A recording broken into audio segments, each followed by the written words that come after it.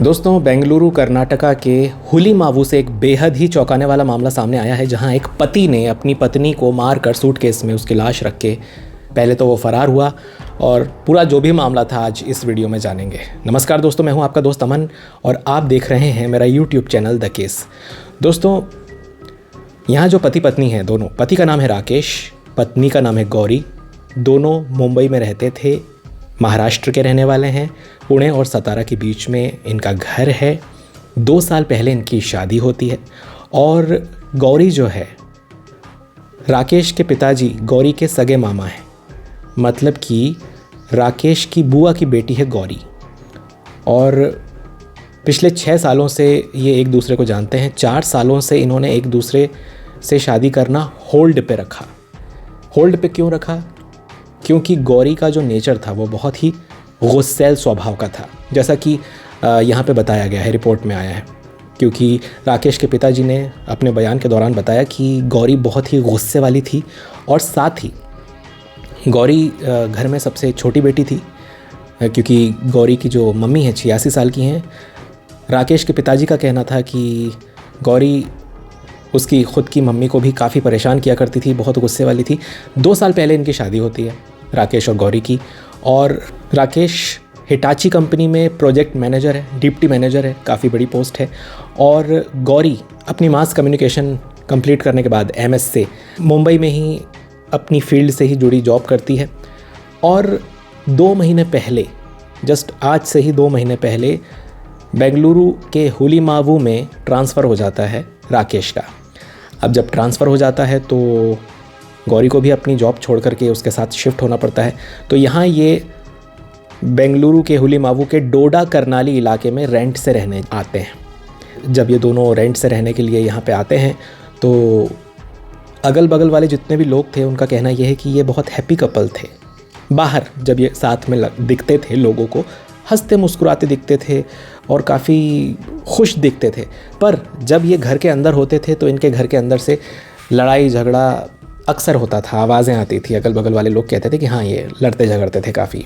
गौरी एक बहुत ही टैलेंटेड और स्किलफुल पर्सनैलिटी थी, जैसा कि गौरी के दोस्त लोग बताते हैं।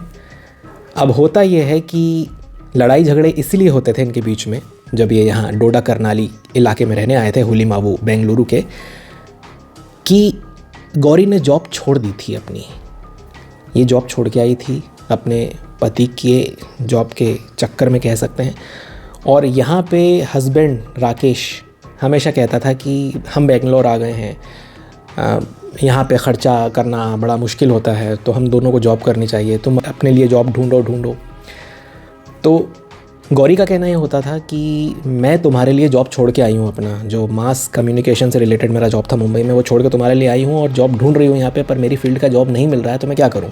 इस बात को लेकर अक्सर तनातनी चलती रहती थी दोनों पति पत्नी के बीच में। अब 26 मार्च की शाम को राकेश ऑफिस से आया और ऑफिस से आने के बाद थोड़ी देर बाद फिर से वो बहस शुरू हो गई।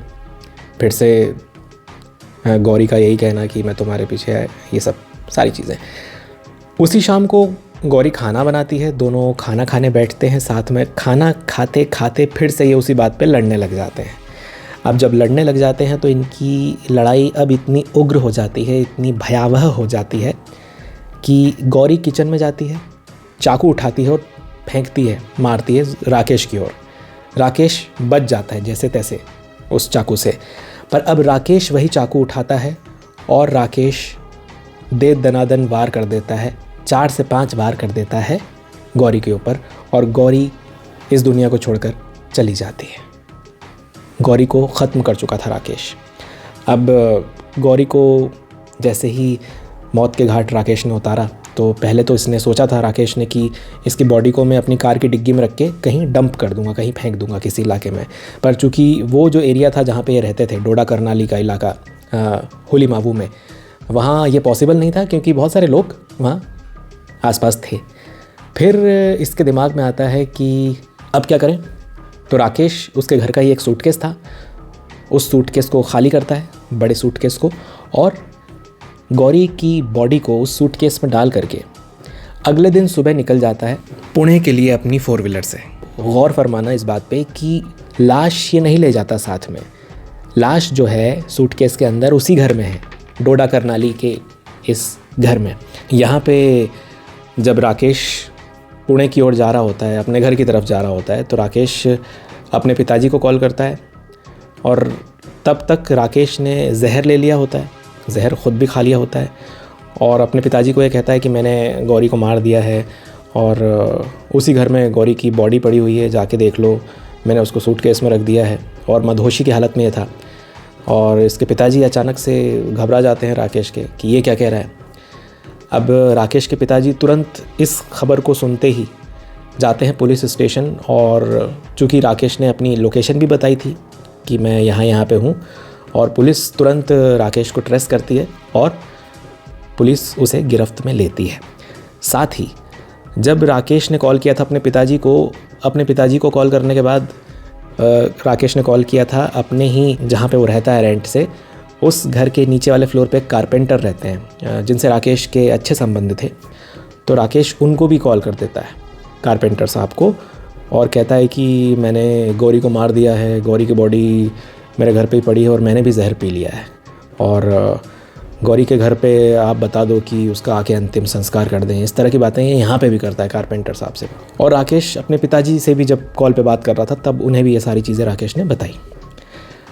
अब पुलिस तक ये खबर पहुँच चुकी थी, तो यहाँ पे पुणे पुलिस को जब ये खबर मिलती है और राकेश को गिरफ़्तार करती है, तो जब एड्रेस पे पहुँचती है बेंगलुरु की भी पुलिस, क्योंकि ये जो मामला था वो हुआ बेंगलोर में था, चूँकि ये वहाँ से फ़रार होकर पुणे की ओर जा रहा था और ख़ुद उसने कन्फेस किया अपने पिताजी से भी, तो पुणे की पुलिस गिरफ्त में लेती है।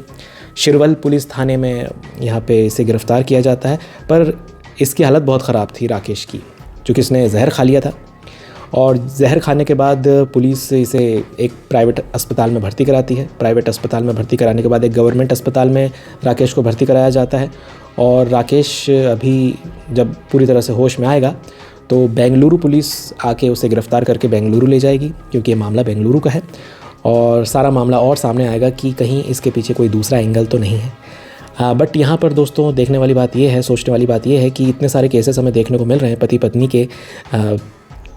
इससे पहले जो नीले ड्रम वाला जो केस था, सौरभ केस, जिसमें सौरभ की पत्नी मुस्कान अपने बॉयफ्रेंड साहिल के साथ मिल करके अपने पति को ख़त्म कर देती है। उसके बाद औरैया का केस आया था जिसमें पत्नी शादी के ही कुछ दिन बाद बॉयफ्रेंड से मिलकर अपने पति को मारने की सुपारी देती है और 15 दिन के बाद ही अपने पति को मरवा देती है। उससे पहले भी बहुत सारे ऐसे केसेस आए थे। तो रिश्तों के बीच में ये जो दरारें आ रही हैं और ये जो खुश नहीं रह पा रहे हैं लड़का लड़की आपस में, पति पत्नी, ये बहुत ही चिंता का विषय है और इस पर बहुत सारा विचार करना बेहद ज़रूरी हो गया, क्योंकि आजकल के रिश्ते बहुत नाजुक हो गए हैं। इधर इस केस में क्या हुआ, गौरी का गुस्सा कहीं ना कहीं उस पर भारी पड़ा और राकेश का भी गुस्सा, और हीट ऑफ द मोमेंट में उस गुस्से में जो राकेश ने चाकू उठा करके गौरी को मार दिया, फिर उसके बाद सूटकेस में उसकी लाश रखी और फिर ये सारी चीज़ें जो सामने आई, ये वाकई में बहुत भयावह है। कई जगहों पर, कई न्यूज़ चैनल्स पर ये कहा जा रहा है कि लाश के किए 5 टुकड़े, 6 टुकड़े, 10 टुकड़े, ऐसे कोई टुकड़े नहीं किए लाश के। वहाँ की जो पुलिस है बेंगलुरु की, उसने तुरंत मौका वारदात पर पहुँच करके जब तफ्तीश की तो वॉशरूम में, टॉयलेट में वो रखा हुआ था सूटकेस, उसके अंदर जो लाश बरामद हुई, उस लाश को बरामद करने के बाद वहाँ की पुलिस का साफ कहना है कि नहीं, टुकड़े नहीं किए गए थे बॉडी के। बॉडी पे खरोचे हैं, गंभीर खरोचे हैं, गहरी चोटें हैं चाकू से किए गए वार की। बॉडी को भी बरामद कर लिया गया है और साथ ही यहाँ पे पुणे पुलिस ने राकेश को भी गिरफ्तार कर लिया है।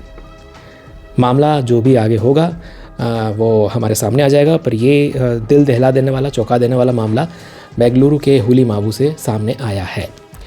दोस्तों, क्या है आप सभी का कहना इस पर, इस मामले पर कमेंट करके ज़रूर बताइए। जानकारी अच्छी लगी हो तो इस वीडियो को लाइक कीजिए और अगर आप मेरे चैनल द केस पर नए हैं तो मेरे चैनल द केस को सब्सक्राइब करके बेल आइकन ज़रूर दबाइए। मैं मिलता हूँ बहुत जल्द किसी नई कहानी या किसी नई रिपोर्ट के साथ। शुक्रिया।